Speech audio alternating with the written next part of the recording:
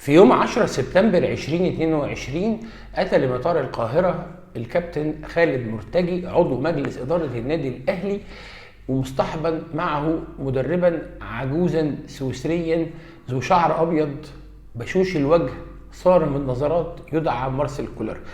مدرب ما كانش حد يعني يسمع عنه بالشكل اللي كلنا كنا متخيلينه، او حتى لعب في دوري عربي او دوري اوروبي مشهور او مع فرقه مشهوره، ولكن كان كل الناس بتتكلم عنه اللي فوضوه على راسهم الكابتن خالد مرتجي ان هو مدرب كويس عنده كمية شغف غير طبيعي، وخصوصا بعد الكلام اللي كان اتقال ساعتها ان هو بقاله قرب 3 سنين متوقف عن العمل تماما علشان اصابة حصلت له في ايده.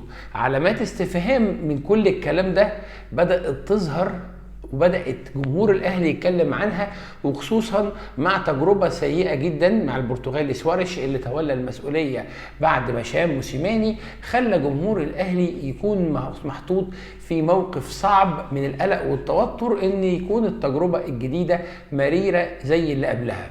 ولكن لما بحثنا ساعتها ودورنا لقينا ان احنا امام مدرب عنده كمية صراحة غير طبيعية، والصراحة دي في حد ذاتها تديك نوع من التفاؤل. ففي 2016 لما كان ماسك منتخب النمسا في اليورو يعني بالبق المليان كده زي ما بيقولوا، اتهم رئيس اتحاد الكرة النمساوي بالفساد، رغم ان هو ساعتها كان مقدم اداءات رائعة جدا مع منتخب النمسا وقدر يوصل بيه في التصنيف الدولي للمركز العاشر.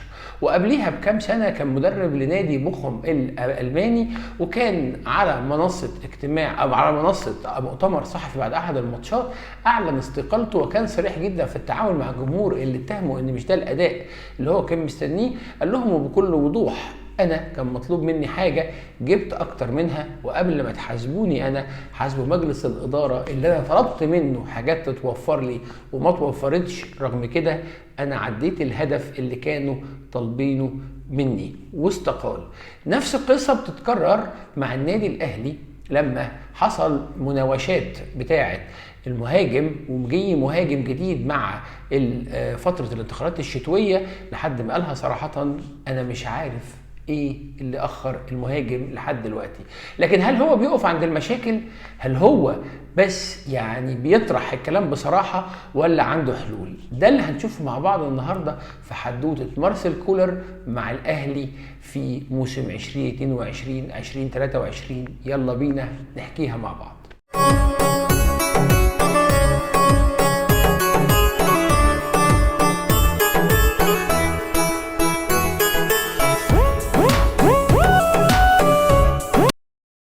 زي ما قلنا مدرب سويسري مجهول شوية للجمهور المصري، ولكن معروف بنسبة أو بأخرى مع الجمهور الأوروبي، صاحب 3 بطولات عادية جدا، كاس ودوري في النمسا، درب أندية مغمورة مش أندية درجة أولى باستثناء بازل اللي حصل معاه على الكاس 2019. ولكن أهم ما كان في مشواره هو كان تدريبه لمنتخب النمسا في فترة ما قبل يورو وحتى يورو 2016. جمهور الأهلي اللي كان قالوه جدا واللي كان بين صراع قوي جدا في الفترات الاخرانيه كلها ما بين فايلر اللي كان شايف ان هو مدرب مشروع ومدرب كويس جدا، ولكن جاءت ظروف الكورونا ومشيته، ثم الاتيان بالجنوب افريقي موسيماني، وكان الصراع ما بين جمهور الاهلي بين مؤيد ومعارض، وكلكم عارفين ان انا كنت معارض مش لموسيماني، ولكن كونه المدرب اللي هياخد معانا فترات طويله ويقدر يبني فريق، لان انا كنت شايفه مدرب مرحله فقط.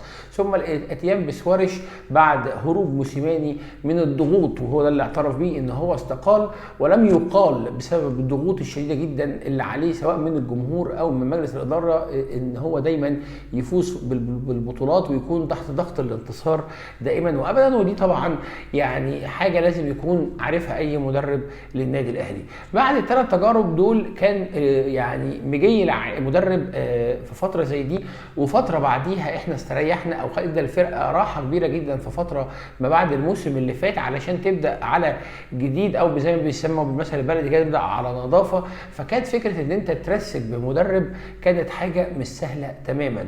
مدرب جاي ما عندوش فتره اعداد قويه، ما عندوش القدره على اختيار صفقات بشكل مؤثر قوي نتيجه ضيق الوقت، لان هو زي ما احنا قلنا في بدايه الحلقه جه يوم 10 سبتمبر وكنا خلاص على مشارف بدء الموسم الجديد.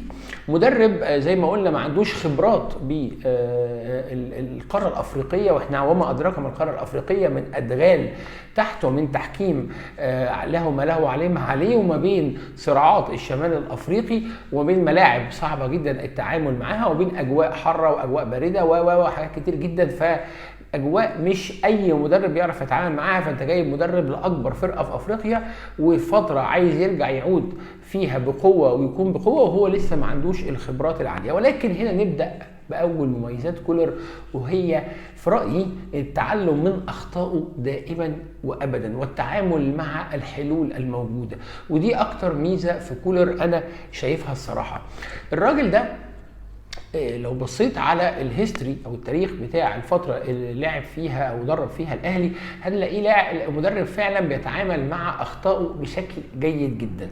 على سبيل المثال هو طبعا بدا الاول ب 4-2-3-1 الخطه المعتاد عليها في النادي الاهلي، ولكن نقدر نقول ان هو ما فضلش متمسك بيها بشكل قوي، ويمكن من اكتر المدربين اللي قدر ينجح ب 4-3-3. تعال فكر في 4-3-3 كده، مدربين كتير سواء مصريين او اجانب حاولوا يتعاملوا ب 4-3-3، حتى موسيماني حاول يتعامل ب 4-3-3 في فترات كبيره جدا مع النادي الاهلي، ولكنه فشل فيها فشل ذريع.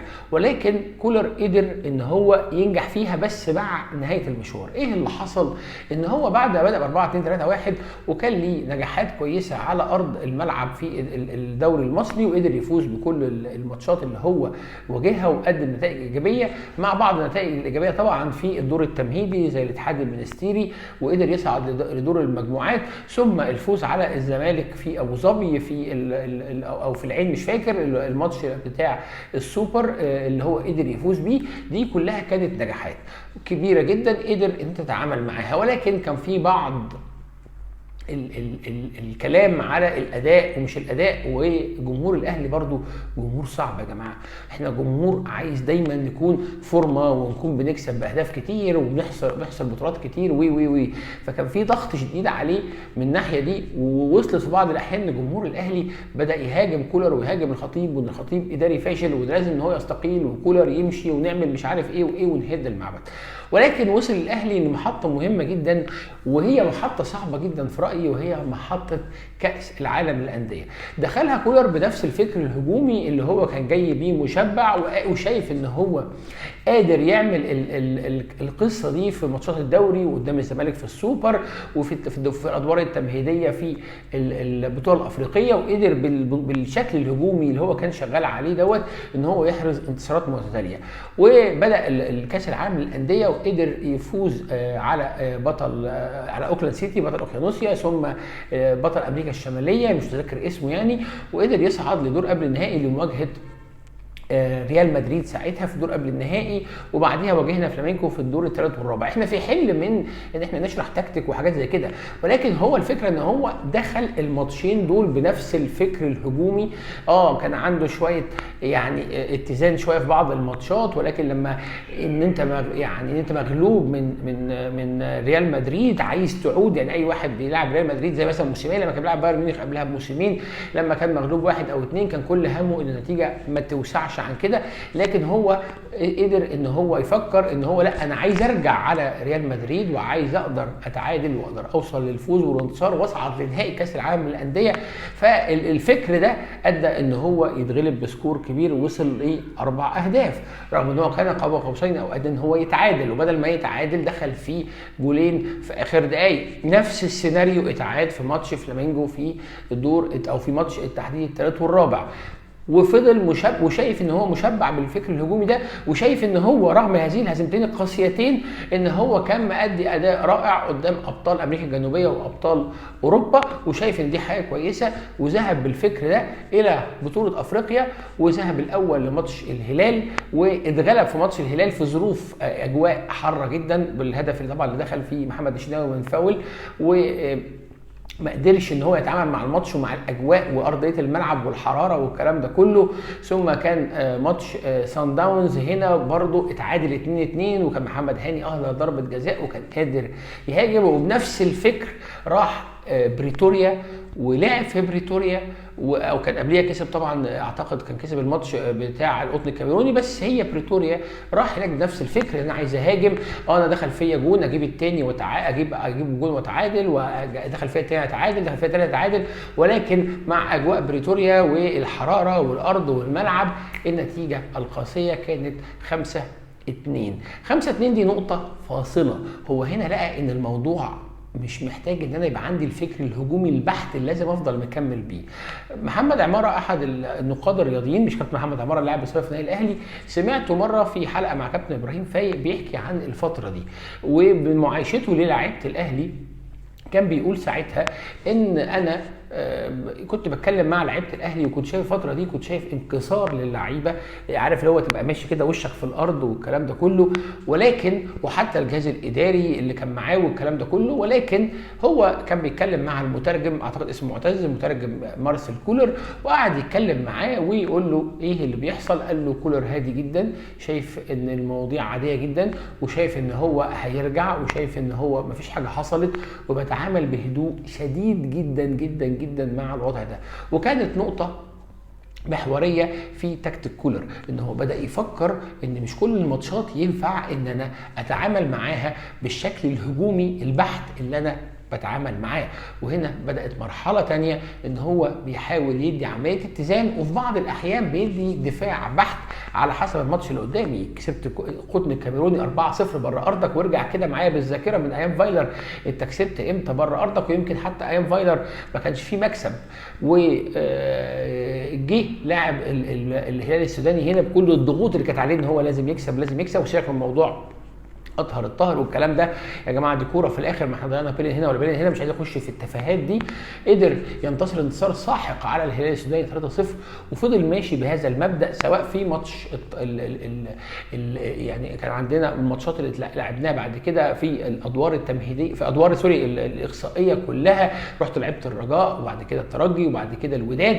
شوف انت بدات في كل ماتش تتعامل مع كل ماتش ازاي، لدرجه حتى انت اتعلمت. وانا قلت هنا مره في حلقه من الحلقات بعد ماتش الذهاب بتاع الوداد، اعتقد ان كولر محتاج ان هو يتعلم فكره الكلاحه بتاعه الشمال الافريقي. حتى لحد ماتش الوداد، انا اسف، لحد ماتش الرجاء انت ما كنتش لعبت فرقه من الشمال الافريقي تماما. ما تتكلمش على الاتحاد المنستيري، الاتحاد المنستيري مع احترامنا ليه هو فرقه تونسيه قويه، والسنه دي هي وصيف الدوري وكل حاجه، ولكنها مش بالقوه ولا قوه الشخصيه ولا القوه اللي تقدر تاثر على الاهلي. فبالتالي كان ماتش الرجاء ثم الترجي ثم الوداد هي اهم ماتشات تواجه فيها اكبر واهم 3 فرق في الشمال الافريقي، وتتعامل معاها مع الفرق اللي بتلعب كور طوليه واللي بتلعب كلاحه واللي بتتمرمغ على الارض والكلام ده كله. وانا قلته هنا، هو راح طبق الكلام ده هناك في ماتش العوده في الوداد وقدر يتعامل. وفي فيديو في اخر الحلقه كده للفتره ونظرات ورياكشنات كولر من بعد نهايه الشوط الاولاني الى الهدف بتاع محمد عبد المنعم. اتفرج قد ايه بيتعامل بهدوء شديد جدا، بدون عصبيه، بتركيز، بابتسامه، مش هقول صفرة بس ابتسامه كده هاديه، معناها ان انا ان شاء الله عارف انا عايز ايه او هوصل لايه، لحد ما قدر يوصل لغايته بان هو بيتعلم من اخطائه. طب ايه تاني ممكن نقول ان هو ممتاز كولر؟ اللي هو التعامل مع الوضع القائم اللي هو فيه او الاسلحه اللي في ايده. لسه كنا بنقول في بدايه الحلقه ان كولر كان بيتكلم ان هو ما عندوش مهاجم اداره النادي الاهلي، وان هو ما عندوش مهاجم وما جبناش مهاجم في الفتره بتاعه الانتقالات الشتويه. كولر قدر يحول الاهلي اللي بقاله سنين وعمر طويله بيلعب الفرق اللي هي بتلعب على الاطراف والفرقه اللي بتلعب على الاجنحه فقط لا غير، لفرقه اغلب لعبها على العمق. العمق ده كانت قصه مش موجوده عند الاهلي من ايام يمكن ابو تريكه، واللعب اللي بالعمق من ساعه اعتزال كابتن ابو تريكه لحد دلوقتي ما كانش الاهلي الفريق بيلعب بالعمق، كان دايما الفريق بيلعب من على الاجنحه. لكن لما لقى ان هو ما عندوش مهاجم، محمد شريف ماتش فوق 10 لقى كهربا ما هوش المهاجم الصريح، فقد الامل في بقيه المهاجمين اللي موجودين عنده في القايمه، فبدا يدور على حلول اخرى. اتفرج على ماتشات الاهلي كده بالراحه وبهدوء وبدون ما تكون مشجع، بطريقه المحلل الهادي. هتلاقي الاهلي بقى بيلعب بثلاث طرق اللي هم ايه؟ يعني ممكن تلاقي جزء الماتش بيلعب على البيلد اب والكره اللي من رجل لرجل انها بتوصل لحد 70 و80 باصه لحد ما تقدر توصل، بيلعب كور طوليه كور طوليه، والكور الطوليه دي ما كانتش موجوده عند الاهلي قبل كده، وكنا بننتقد موسيماني فيها، بس موسيماني ما كانتش كور طوليه قد ما هي كانت تطفيش. لا هو هنا بيبقى عارف كل واحد هيديها لمين. يعني محمود متولي كان بيلعب كوره طوليه صح، ياسر ابراهيم، محمد عبد المنعم، محمد هاني، علي معلول، بقى كله عنده هذه القدره ان هو يلعب الكوره الطوليه لحد عارف هو فين، مش بلعبها وخلاص وزي ما تيجي. وزمان كان مروان محسن يبقى واقف ولا مين مهاجم يلعبها بالراس ويا صابت يا خابت يا اتنين عور، لكن لا دلوقتي هو بيبقى عارف بيلعبها لمين او بيوصلها لمين. يا اما الطريقه الثالثه اللي هي الكونتر اتاك. احنا من امتى كان الاهلي بيلعب الزون ديفنس القوي جدا وتقفيل المساحات، وتوصل لمرحله ان انت من ساعه ماتش سان داونز لحد النهائي قدام الوداد يخش فيك هدفين فقط اعتقد، او هدف واحد مش فاكر، وفي هدف واحد فقط لا غير. فبالتالي قدر وتلعب كونتر اتاك. انت من امتى الاهلي كان بيلعب كونتر اتاك صح ومظبوط؟ ده كله هو يعني في الاخر بصمات لمدرب عنده تولز بيتعامل معاها بشكل جيد وبشكل حرفي. طب ايه تاني؟ افتكر احد المشاكل اللي كنا فيها مع موسيماني ومع اي مدرب قبل كده، تطوير اللاعب. موسيماني كان عنده 12 13 لاعب عمال يضغط عليهم هتلعبوا، وكانت كل اللعيبه ما عندهاش القدره على التغيير او هو يطور من نفسه. لكن كولر قدر يطور من نفسه.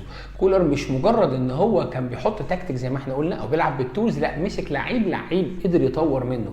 محمد الشناوي اللي فقد الثقه في نفسه فتره كبيره من موسيماني قدر يرجع ثقه في نفسه. محمد هاني اللي كلنا وانا اولكم كنا يعني عندنا كميه غضب عليه غير طبيعيه، النهارده محمد هاني قوته الدفاعيه زادت بنسبه كبيره جدا وقدر يتطور شويه في القوه الهجوميه، ودلوقتي محمد هاني بقى عندك ثقه في وجوده في الملعب.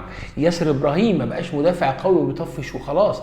اتفرج بقى على الاثنين بتوع نص الملعب. اليو ديانج اللي هو في نهاياته مع موسيماني وبداياته مع كولر كان في اسوأ حالاته، اتفرج عليه عامل ازاي دلوقتي. حمدي فتحي لعيب كبير ولعيب راجل ولعيب عظيم، ولكن تطور ادائه الهجومي والدفاعي مع كولر في حته ثانيه. الاثنين اللي كنا هاريينهم شتيمه السنه اللي فاتت، بيرسيتاو وحسين الشحات، اتفرج عليهم عاملين ازاي النهارده.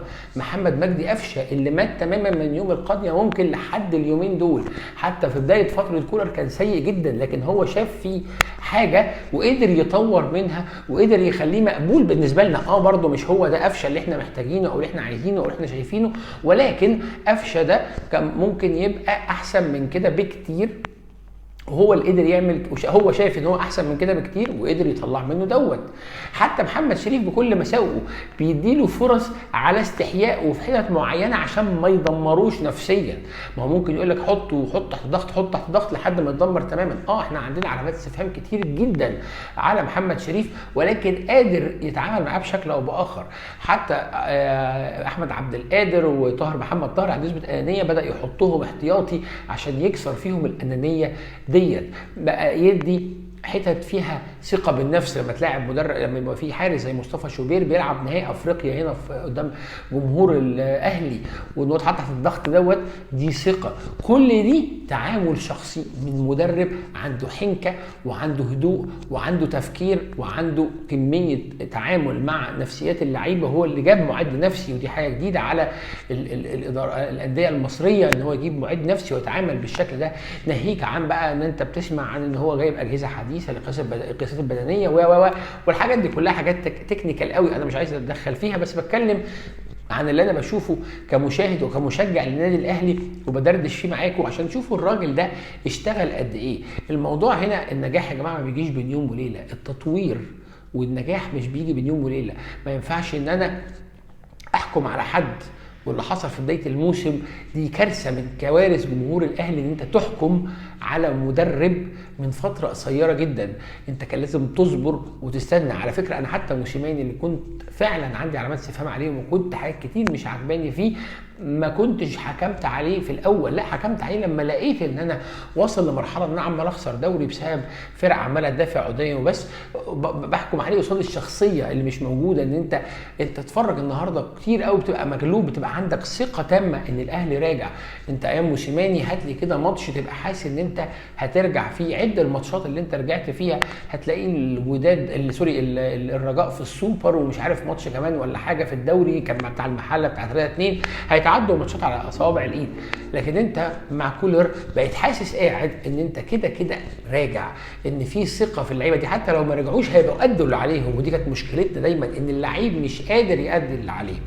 فحدوته مارسيل كولر مع الاهلي هي حدوته رائعه، حدوته فيها صبر، فيها حنكه، فيها مدرب عاقل، فيها مدرب عنده خبره وهدوء وصبر شديد جدا.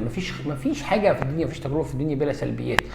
كولر عنده مجموعه من السلبيات، يعني حتى احنا لما انتقدناه في موضوع ان هو بيتاخر في التغييرات شويه وبيلعبها متاخر شويه، هو في دي حتى برضه اتعلم منها.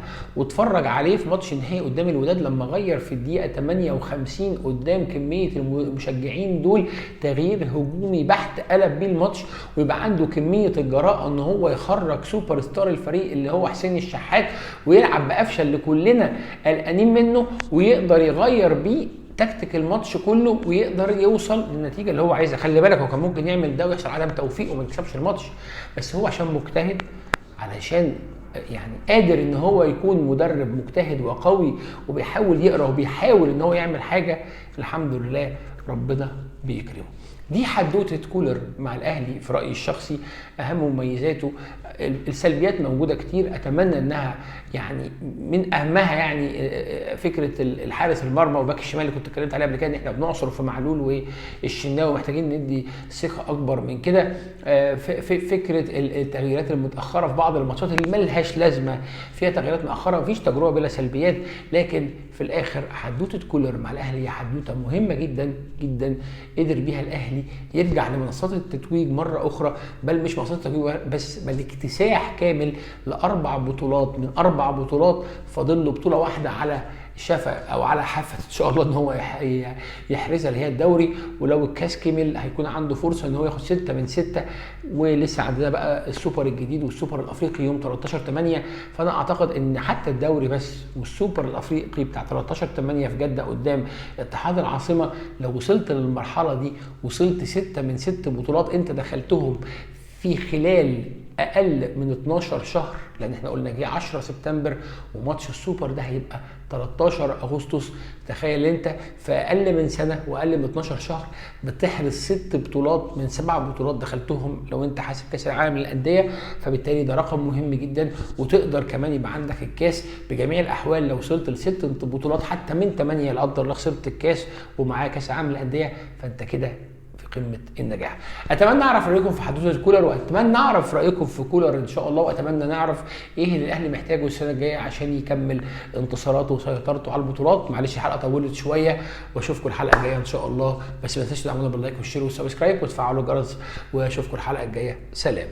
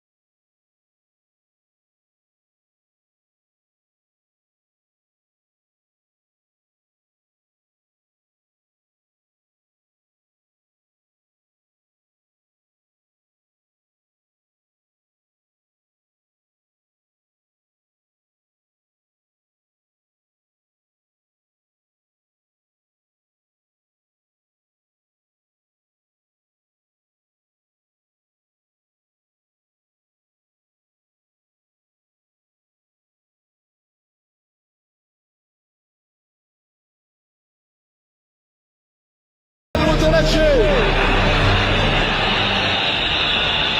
الاهلي افضل اداء، يلعب الكل في الكل، اما التعديل او الخساره بهذا ما يسمى.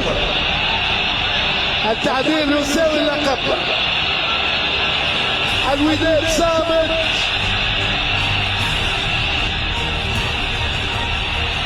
علي معلول يوسع جول.